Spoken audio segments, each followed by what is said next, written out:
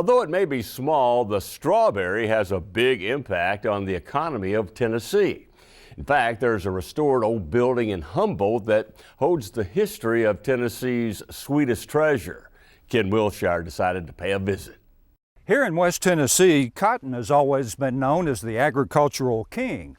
But if cotton's the king, then this lowly little red berry is known as the queen. And this queen has a huge court filled with queens, princesses, and other royalty who have honored and celebrated the strawberry here in Humboldt since the early 1930s with the annual West Tennessee Strawberry Festival.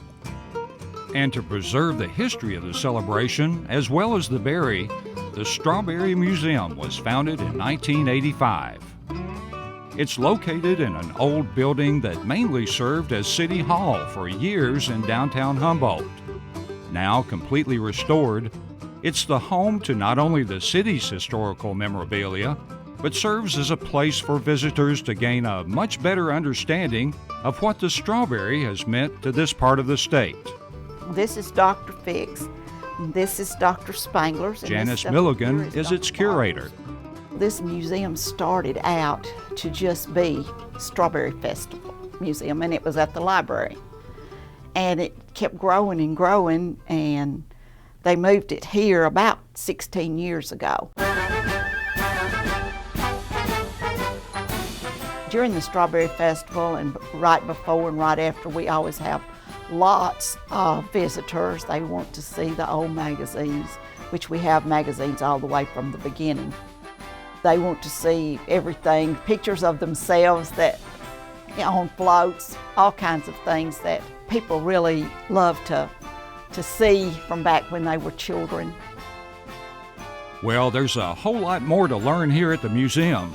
For example, it may seem a bit strange, but the strawberry is a member of the rose family, and it's the only fruit with seeds on the outside. About 200 or so, but who's counting when they taste so good? Janice is very familiar with picking strawberries. Her family grew the berries when she was a youngster. She says while it may be fun to go out to the berry farms and pick your own, it's a little different when you're picking for money. When you came to the shed, you would come with a flat of berries, and however many quarts of berries you had in your flat, they would give you a ticket with that number on it. At the end of the day, you turned in all your tickets, and they paid you a nickel a quart. 10 cents if you capped them. The museum contains more than just strawberry memorabilia. There's local history, World War II artifacts, and lots more, including Janice's favorites.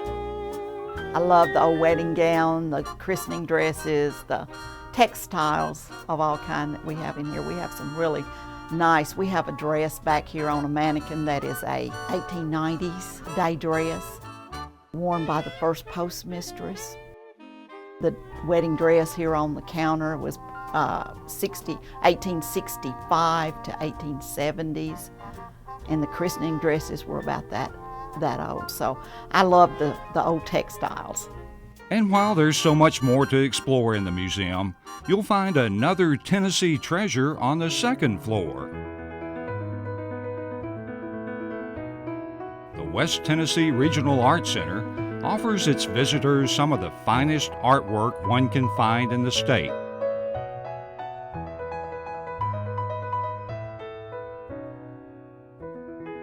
Including permanent collections and work of local artists, according to Center Director Bill Hickerson.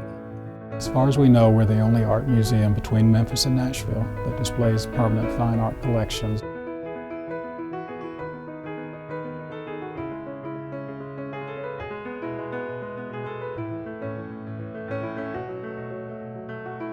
We now have two collections, the Caldwell collection donated by Gertrude and Ben Caldwell of Nashville, and the Ewers collection donated by Marge and Bill Ewers, also of Nashville. Dr. Caldwell grew up here in Humboldt, and this was sort of his and his wife's way of giving back to his home community. And one of the goals was that art would be accessible for children. I learn a lot from the children every time we have a group of children come through for a visit or as part of a tour.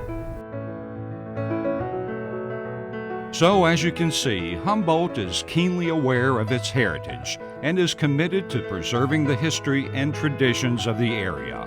It has set aside this special place to ensure this happens and to provide for the enjoyment of the arts for present and future generations.